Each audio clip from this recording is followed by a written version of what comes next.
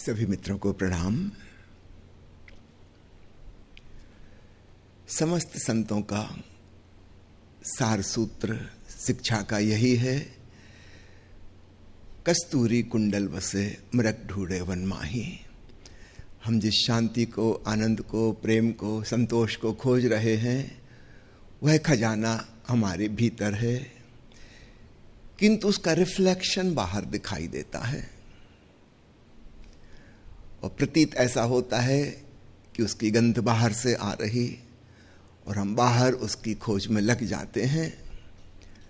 जैसे मरुस्थल में मृग मरीचिका दिखाई देती है, वस्तुतः नहीं होती, लेकिन ऐसा लगता है कि वो वृक्ष हैं और नीचे जलाशय है और वृक्षों की छाया पानी में बन रही है, बिल्कुल स्पष्ट नजर आता है। लाइट रेस के रिफ्रैक्शन की वजह से जो पेड़ ऊपर है वो नीचे उल्टा दिखाई देता है, लगता है कि पानी में छाया बन रही। मृग भागता है, प्यासा मृग, वह तो मान ही लेना चाहता है कि पानी कहीं ना कहीं जरूर होगा प्यास की वजह से, और यहां तो दिख भी रहा है, वृक्ष की छाया वरना कैसे बनती। लेकिन कभी उसके हाथ कुछ नहीं आता।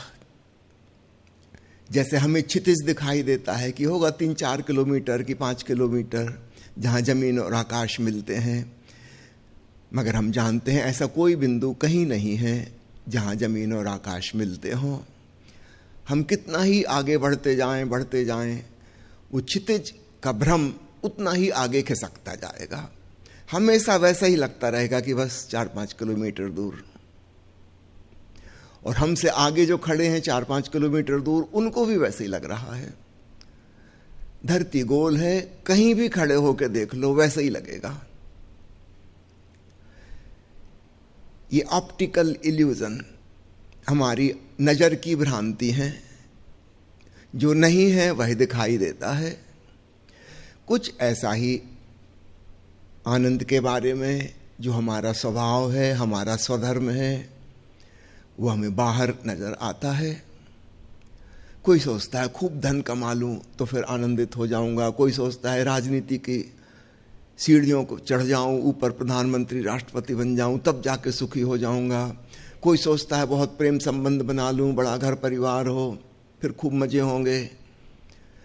कोई सोचता है यश और प्रतिष्ठा मिल जाए, ज्ञान अर्जित कर लूं, धर्म ग्रंथ कंठस्थ कर लूं, नोबेल प्राइज प्राप्त कर लूं विज्ञान का, तब जाके आनंद मिलेगा। बस ऐसा लगता है, इल्यूजन, एक भ्रांति। जब हम उस स्थिति में पहुंच जाएंगे जो हमने सोचा था कि जहां पे क्षितिज है, वहां पहुंच के पता चलेगा यहां भी नहीं है। लेकिन तब भी भ्रांति नहीं मिटेगी, तब भी लगेगा बस थोड़ी दूर और। हमारे मन का पहला तर्क यह कहता है कि हम तीव्र गति से नहीं दौड़ रहे, अन्य लोग जो दौड़ रहे हैं हमसे फास्ट, जो आगे निकल गए, उनको तो मिल गया, और देखने में ऐसी लगेगा। जो आदमी हमसे 4 किलोमीटर आगे है, हमको तो ऐसा लगेगा कि बिल्कुल क्षितिज के पास पहुंच गया। हम पीछे पड़ गए, तो और तेज दौड़ो, और महत्वाकांक्षा, और ज्यादा एम्बिशन, बिल्कुल पागल हो जाओ। जान रहे कि ना रहे, क्षितिज पाके रहना है। दूसरे लोग आगे निकल गए। अगर ये वाला भ्रम भी किसी प्रकार टूट जाए, तब भी हमारी पूरी भ्रांति नष्ट नहीं होती। हम सोचते हैं कि नहीं, इस दिशा में नहीं है क्षितिज, मैं गलत दिशा में दौड़ रहा था। अभी तक धन कमाने की कोशिश कर रहा था, धन के अंबार लग गए और सुख नहीं मिला, चलो अब दूसरी दिशा बदलते हैं। उत्तर में नहीं मिला क्षितिज, चलो दक्षिण की तरफ चलते हैं। वो धनी आदमी चुनाव में खड़ा हो गया, वो सोच रहा है एमएलए बन जाए, एमपी बन जाए, मंत्री बन जाए, तब आएगा असली मजा। धन में कुछ नहीं, असली बात है पद और शक्ति। कोई आदमी बहुत यशस्वी हो गया था, सुपरस्टार बन गया, फिल्म अभिनेता, उस दिशा में जितने आगे जा सकता था चला गया, उसके आगे कुछ है ही नहीं। तो उसको तो स्पष्ट हो गया कि क्षितिज नहीं है, मगर अब वो करे क्या? उसको लगता है कि मैंने गलत दिशा चुन ली। अब वो नेता बनने की कोशिश करने लगा, अभिनेता से नेता। अब वो MP बन गए। उनको लगता है कि ये सही दिशा होगी। याद रखना, हमारी जिंदगी छोटी सी है। 25 साल तो पहले पढ़ाई लिखाई में निकल गए और अंत के 25 साल अस्पतालों के चक्कर काटने में जाएंगे। बीच में बचा कितना? मुश्किल से 30-40 साल, मुश्किल से। एक दिशा में अग्रणी होना भी मुश्किल है, तो इसका मौका भी कम लोगों को मिलता है कि दिशा बदल के देखें। तो 4 दिशाएं मुख्य हैं। एक धन की दौड़, एक पद की दौड़, एक यश की दौड़ और एक ज्ञान की दौड़। मुख्य 4। किसी व्यक्ति में कोई एक प्रमुख होती है, किसी किसी में कॉम्बिनेशन रहता है। संक्षेप में संपत्ति, शक्ति, प्रीति और बुद्धि, ये 4 साइकोलॉजिकल डायमेंशन हैं।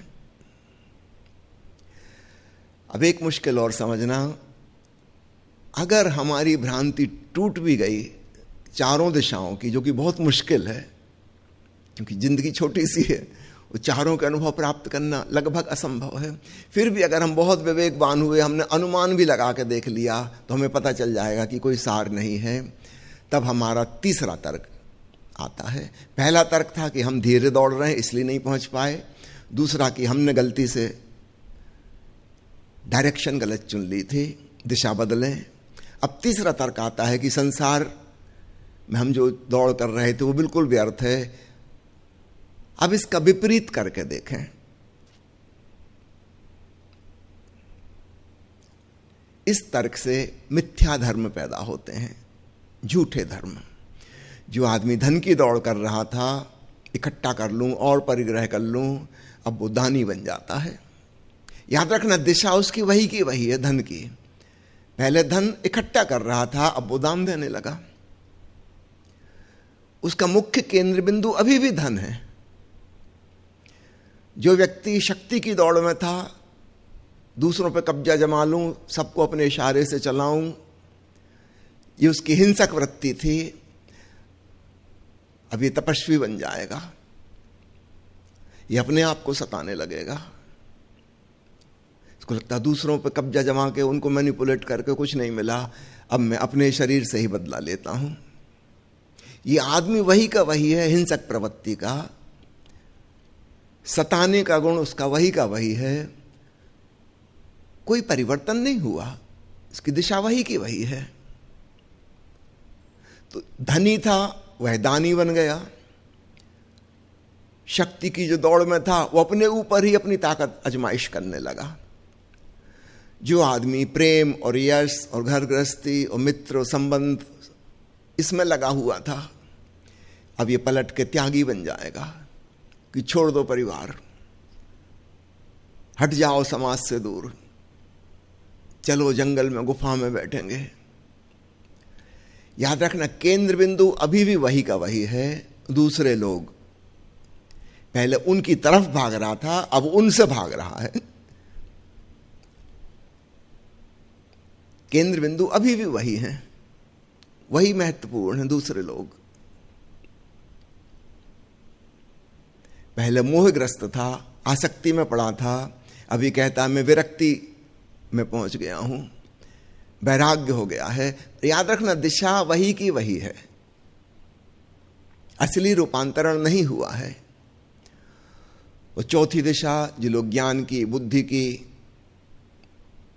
सीढ़ियां चढ़ रहे थे, एक दिन उससे थक जाते हैं। विचार विचार और जानकारियां इकट्ठी कर करके परेशान हो जाते हैं, और तब उन्हें लगता है कि अब कुछ गैर बुद्धिपूर्ण, मूर्खतापूर्ण किया जाए। इससे थक गए, कोई सार नहीं निकला सिवाय सिर दर्द के, और कुछ भी ना हुआ।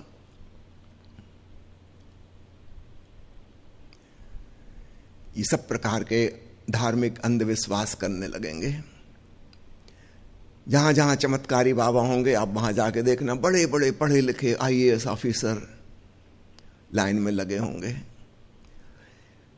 ये अपनी बुद्धि से थक चुके हैं, अब इनको कुछ मूर्खतापूर्ण अच्छा लगेगा, बुद्धिहीन क्रियाकलाप। जब हरे राम हरे कृष्णा वाले अमेरिका पहुंचे पहली बार, एकदम से यूनिवर्सिटी के स्टूडेंट्स और प्रोफेसर्स निकल निकल के बाहर आ गए। उन्होंने अपने सिर घुटवा लिए और खंजड़ी पकड़ के वो कीर्तन करने लगे।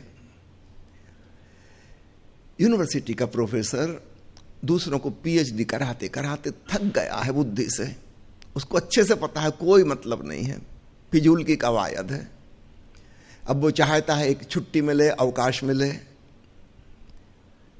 कुछ बुद्धिहीनता का काम करे। तो 4 प्रकार के झूठे धर्म पैदा होते हैं। कुछ लोग कहेंगे दान ही धर्म है, कुछ लोग कहेंगे त्याग ही धर्म है, कोई कहेगा तपस्या धर्म है, और कोई कहेगा आस्था श्रद्धा, ब्रैकेट में आप लिख लेना अंधविश्वास,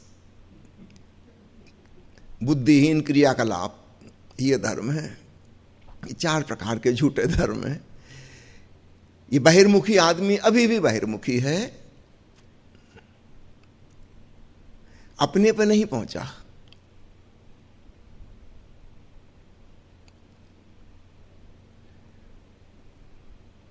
वास्तविक धर्म, वो जो भीतर से सुगंध आ रही थी आनंद की, शांति की, उसकी खोज है।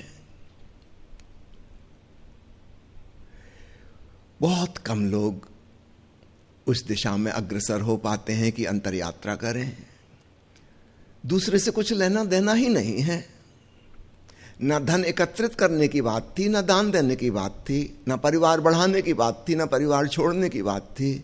इससे कुछ लेना देना ही नहीं था। असली बात थी अपने भीतर डूबना, ध्यानस्थ होना। मगर दुनिया में 4 प्रकार के धर्म प्रचलित हैं। आदमी संसार से थक जाता है तो इस प्रकार के धार्मिक क्रियाकलापों में उलझ जाता है।